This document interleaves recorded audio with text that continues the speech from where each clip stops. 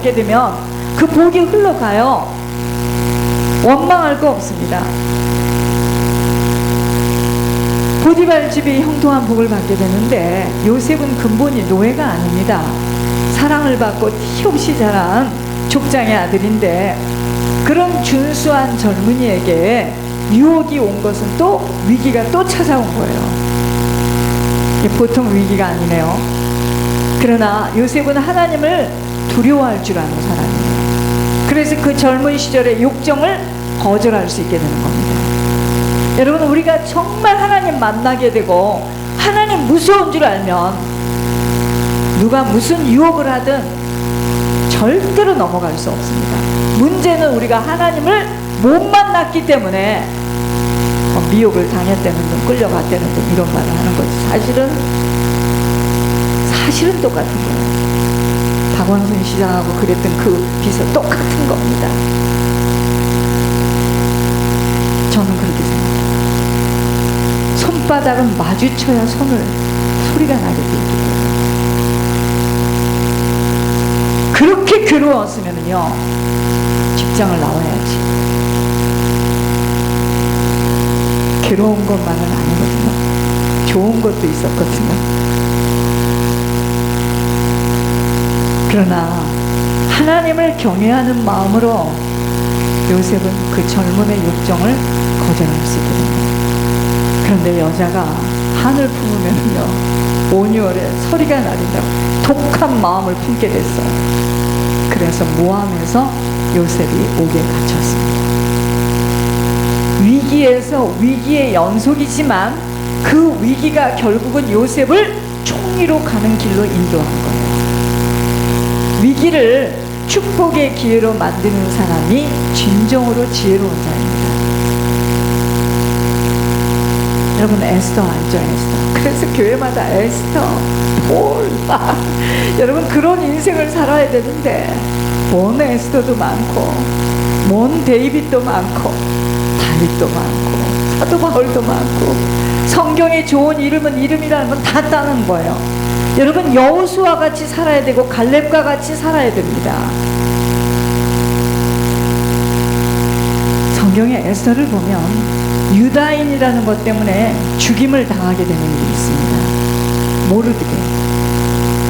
이 모르드게는 문을 지키는 사람이에요. 성문을 지키는 사람인데 하만이라는 높은 대신이 있었어요. 하만이라는 높은 이 지위가 있는 사람이 있는데 모르드게가 문을 지키는 사람이니까 하만이 왔다 갔다 할 때 요놈이 인사를 안 하네요. 하만한테 인사를 안 해요. 모르드게가.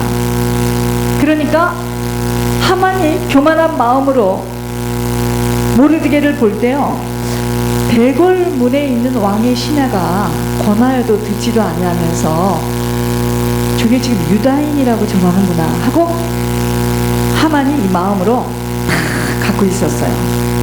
그래서 하만은 모르드게를 죽이려고 왕에게 허락을 받습니다. 모르드게 한 사람이 아니에요. 유다인 전체를 죽이겠다고 날짜를 정해 12월 3일에 다 죽이겠다는 거예요. 그때 모르드게는 사촌 동생인 에스더에게 부탁을 합니다. 에스더는 누구죠? 왕후예요. 뭐 많겠죠. 그 중에 뭐 옛날 왕이 뭐 한 명이겠습니까? 에스더는 금식 기도를 하고 왕후를 만나러 가요. 그때 당시에는 왕이 수청을 들라 하고 왕이 불러야지 들어가는데 왕이 오라 하지 않았는데 들어가요. 왜냐? 사촌인 모르드게가 지금 부탁을 했습니다. 만일 왕이 들어갔을 때 청을 받아주지 않으면 죽어야 하는 실정이지만 죽으면 죽으리라는 마음으로 지금 들어갑니다. 그런데 왕이요 금식하고 기도했더니 그랬나봐. 반갑게 맞이하면서 뭐라 하느냐? 에스더야, 네가 뭐를 원하느냐? 내 나라의 반이라도 너에게 주겠다. 여러분, 우리 이런 거 있잖아요. 뭐 부탁을 하러 갔는데 그냥 못 가니까 금식을 아주 하고 가면은요 얼굴에서 빛이 나나봐. 저쪽에서 꺾여가지고 들어주는 거 있잖아요. 이런 식이라 지금. 그때 에스더가 왕이 기뻐하시면 제일 사랑하는 신하를 데리고 제가 베푼 잔치에, 내가 앞으로 잔치를 베풀 건데 거기에 좀 와주세요. 왕이요, 제일 사랑하는 신하인 하만을 데리고 잔치에 가는데 뽑혀서 가는 하만은 너무 좋아 죽겠어. 지금 잔치에 온 왕이 에스더야, 그대가 원하는 것이 무엇인지 말하라. 또 얘기합니다. 나라의 반이라도 주겠다. 그때 그래요. 왕이시여, 내가 만일 왕의 목전에서 은혜를 받았으며 왕이, 내가 은혜를 입었다면 왕이 나를 선히 여기셔서 내 소청대로 내 생명을 내게 주시고 내 요구대로 내 민족 좀 살려주세요. 내 민족을 내게 주셔서. 내 민족이 지금 팔려서 죽임을 당하고 진멸함을 당하게 되었습니다. 이때요, 아수에로 왕이 깜짝 놀라면서요, 이런 일이 도대체 어찌된 일이냐, 감히 이런 일을 누가 심중에 품은 자가 누구냐 고 말합니다. 그때 에스더가 대적과 원수는 이 악한 하만입니다. 왕이 기뻐서 데리고 온 사랑하는 부하 하만입니다. 이 대적과 원수는. 하만이 두려워서 어쩔 줄을 모릅니다. 그때 왕이요, 잔치를 떠나서 이제 퇴장을 하는데 하만 큰일 났죠. 지금 모르드게 죽이려고 지금 다 준비해 놨는데 급히 하만이요, 살려달라고 에스더의 앉은 걸상에 엎드려서 살려만 달라고 합니다. 왕이 들어와 보니까 이놈이 이제 왕궁에서 내 사랑하는 에스더까지 강간하려고 하는 이런 생각이 들어요. 막 호통을 치죠. 그 말이 떨어지자 신하들을 시켜서 하만을 잡아가지고 모르드게를 죽이려고 세운 나무 위에 하만을 달려서 죽여요. 그리고 에스더 한 사람 때문에 유다인과 모르드게는 살아남는 이야기예요. 여러분, 우리가 위기가요, 기회예요. 기회. 세상을 살아가는 동안에 우리에게 여러 번 위기가 찾아옵니다. 여러 번이겠어요. 개인적으로 건강에 대한 위기, 또 경제적인 어려움, 신앙적으로도요, 신앙을 버리고 싶을 정도의 실망감으로 사로잡힐 때가 있어요. 여러분 중에는 이 기회를 꼭 다녀야 되느냐, 너무 괴롭다, 너무 분하고 억울하다, 터질 것만 같은 내 가슴이요, 이러면서 여러분 얼마나 고민들을 많이 했어요. 그러나 참된 믿음의 사람들은 위기를 기회로 만들 수 있는 지혜로운 역전의 삶을 가질 수 있는 주인공이 되어야 합니다. 위기를 기회로 만들려면 어떤 순간에도 낙심이 생깁니다. 낙심했다는 이야기는 뭐죠? 길이 없다라고 생각하는 거잖아요. 길이 없다고 생각해서 길을 찾아야 하는데, 여러분, 그때 사람들은요, 그 길을 사람의 도움으로 사람에게 찾아갑니다. 그런데 예수님이 그래서 내가 곧 길이요, 내가 곧 길이요, 예수님만이 길이 되는 거예요. 내가 할 수 있는 방법이 없어요. 도저히 될 것 같지 않아요. 그러니까 위기죠. 이제 앞뒤가 깜깜한 겁니다. 그때 이렇게 생각해야 돼요. 나는 다 해봤다. 이제 주님이 하실 차례네요. 주님이 해주셔야 합니다 하고 맡겨야 돼요. 안만을 바라보는 것이 아니라, 내 사정만을 바라보는 것이 아니라 밖의 세계를 바라봐야 합니다. 여러분, 아브라함이 아들을 낳지 못해서 아들 할 때 하나님이 그를요, 밖으로 데리고 가서 우수한 별을 보여줍니다. 밖을 데리고 가서, 야, 하늘의 별을 봐라. 네가 셀 수 있느냐? 그러므로 우리도 땅만을 바라보면 안 됩니다. 내 처지, 내 나이, 내 지금, 내 형편, 나의 실력, 나를 바라보면 안 돼요. 하늘을 바라보세요. 하나님의 능력으로 하나님이 나를 끌고 가실 건데요. 안 믿어집니까? 위기는요, 기회로 바뀝니다. 위기가 왔다는 건 뭐죠? 그 순간이에요. 그 위기를 잘 극복해내가고 그 위기를 기회로 바뀌는 자가 성공자. 그러니까 위기를 기회로 바꿀 때는 어떡한다? 어떤 일에도 낙심해서는 안 돼요. 낙심했다, 이미 잡혔습니다. 이미 먹혔어요. 그러니까 내가 이 기회를 다녀야 되나 안 다녀야 되나, 그럼 사단에게 벌써 딱 도장 찍은 거예요. 한 번, 두 번, 세 번, 네 번. 사단은 계속 그 사람을 문을 많이 열어준 겁니다. 어떤 일에도 낙심해서는 안 돼요. 두 번째 뭐죠?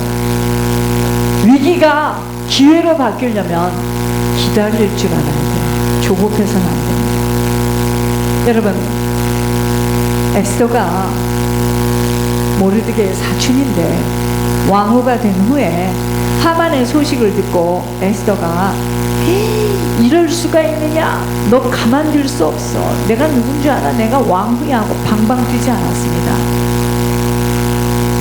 기다렸어요. 그리고 금식 기도하고 왕을 만났습니다. 왕이 원하는 것이 뭐냐고 할 때도 즉시 말하지 않아요. 기다립니다. 여러분, 분명히 말씀드릴게요. 조급하면 손해봅니다. 조급하면 손해봅니다. 조급하면 손해봅니다. 음식도 천천히 먹는 분은 위가 튼튼해. 이게 성격이에요, 성격. 우리는 굉장히 손이 빠릅니다. 빨리빨리 해야 되고. 그러니까 위가 나쁘지. 천천히. 조급하면 손해봅니다. 기다리면 유익이에요. 그렇기 때문에 인내함으로 구원을 이룬다는 말씀입니다. 하나님의 은혜를 통하여 성공적으로 산 사람들은요, 다 여유가 있어요. 힘든데 여유가. 자기 가게에 불이 났는데도 조급하지 않아요. 우리는요, 기다리는 연습을 잘 할 줄 알아요. 지금 기다리지들을 못해가지고 자기 마음대로 판단해서 우르르 나갔잖아요. 그래서 우리가 지금 예배 드릴 수 있는 겁니다. 기다리지 못하는 거예요. 밖에서 들은 이야기, 성도들을 통해서 들은 이야기를 가지고 판단하고. 여러분, 기다릴 수 있는 연습을 해야 됩니다. 지금 어떤 사람은 하나님의 말씀을 붙들고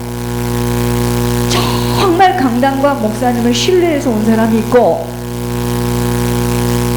저에 대해서 모든 걸 육으로 받으면서 양발을 늘 걸치고 뒤뚱거렸던 사람들은 아무것도 응답을 못 받고 있어요. 실제입니다. 아프지만 들으세요.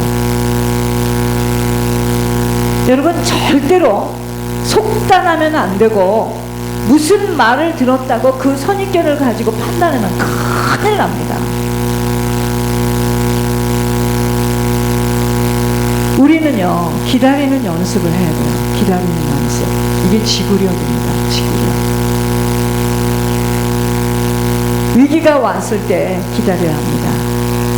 인내할 수 있는 사람이 바라는 것은 무엇이든지 이룰 수 있다는 말이 있어요. 여러분, 씨를 뿌렸으면 기다려야 거두는 거죠.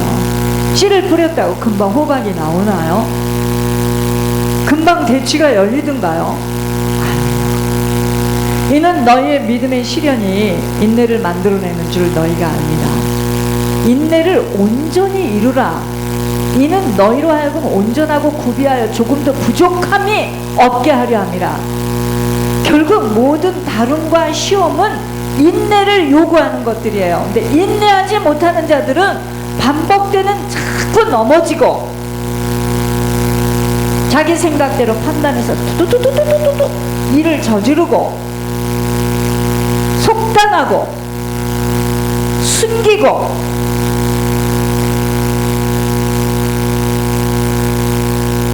여러분, 제가 분명히 말씀드려요.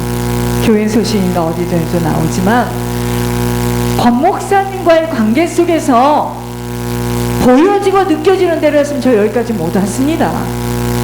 그런데 하나님이 하시는 말씀을 딱 붙듣고 권 목사님을 사람으로 보지 않았어요.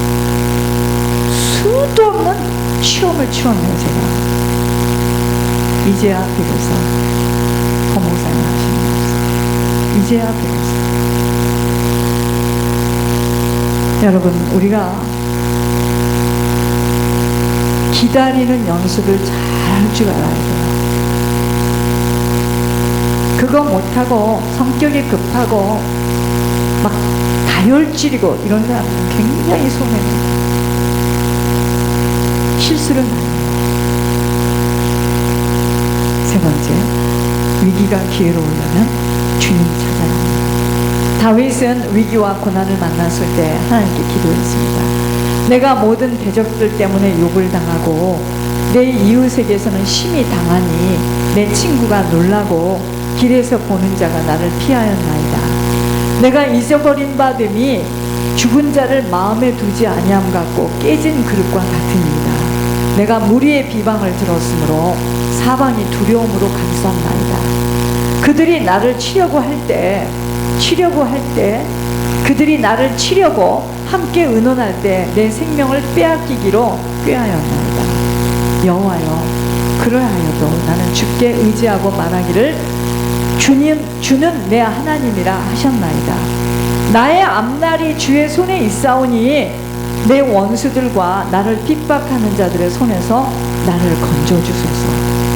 시편 31편 11절에서 15절입니다. 내 의의 하나님이여, 내가 부를 때 응답하소서. 곤란 중에 나를 너그럽게 하셨사오니 내게 은혜를 베푸사 나의 기도를 들으소서. 제자들은요, 갈릴리 바다의 풍랑과 밤을 새워 싸워가면서 주님의 말씀대로 가버나움으로 건너가려고 하였지만 한 발자국도 전진하지 못했어요. 이렇게 제자들이 한계에 부딪히는 그 상황에 아주 깜깜한 어두운 시간에 주님은 풍랑 사이로 걸어와 제자들과 함께 해주셨습니다. 우리들의 가장 문제는 내 한계를 알지 못하는 거예요. 하나님 없이 내 인생에 노를 잘 저을 수 있고 한계가 없이 무슨 일이나 잘할 수 있다라고 생각하는 거예요. 이런 자들은요, 산산이 부서집니다. 우리는 할 수 있지. 우리라면 다 할 수 있어. 와, 교만합니다. 그러다가 인생의 풍랑을 만나고 삶의 위기에 직면하면 절망하고 좌절하고 낙담하고 나아가서는 하나님이 자신을 버렸다는 생각으로까지 빠져버리는 것입니다. 여러분, 그렇지만 하나님은 우리의 삶의 위기를 허락하시는 게 뭐냐면요, 우리의 한계를 깨닫게 하시려는 하나님의 뜻에서 비록된 것이에요. 그러니까 내 주먹을 믿어라. 예수님이지. 그래? 그래? 하나님이 있다면 우리를 이렇게 만들어 놓겠느냐? 당신이 믿는 하나님한테 물어봐. 여러분, 산산이 부서집니다. 여러분, 입 있다고 함부로 말할 수 있는 게 아니에요. 위기는 낙심하지 말고 그런 위기 앞에 와 있다는 건 뭐죠? 새로운 길을 찾아가라는 명령이에요. 하나님께로 돌아가라는 겁니다. 우리가 한계에 부딪히는 그 순간은 하나님이 나를 버리는 순간이 아니에요. 도리어 하나님이 나를 찾아오는 순간이라는 걸 깨달아야 합니다. 위기는 하나님을 찾아서 하나님을 만나는 기회로 삼아야 합니다. 성공하고 행복하게 산 사람들은요, 위기를 하나님을 만나는 기회로 삼은 사람들이에요. 제가 늘 하는 말이에요. 내가 어렵고 힘들게 되었을 때 손을 물렸더라면 저 하나님 만나봤어요. 사람 의지하지 않았어요. 어렵다는 말 자체도 하지 않았어요. 차라리 남이 나를 도와주면 도와줘도. 그래서 제가 여기까지 온 거예요. 사람들은 위기가 오면 다 뭘 기대죠? 기대잖아요. 하여튼 뭔가를 기대잖아요. 그거 기대는 버팀목이 있는 자들 치고 성공한 사람 못 봤습니다. 다 그거 까먹고 다 그거 탕진하고. 아니에요. 성공하고 행복하게 산 사람들은 위기를 하나님 만나는 기회로 삼은 사람들이었습니다. 여러분 잘 들으셔야 돼요. 역경이 믿음의 거인으로 만들어요. 모세는 광야 40년의 위기를 잘 통과해냈습니다. 여러분 눈을 들어서 하나님의 세계를 바라보면 지금 나에게 직면해 있는 문제는 아주 작게 됩니다.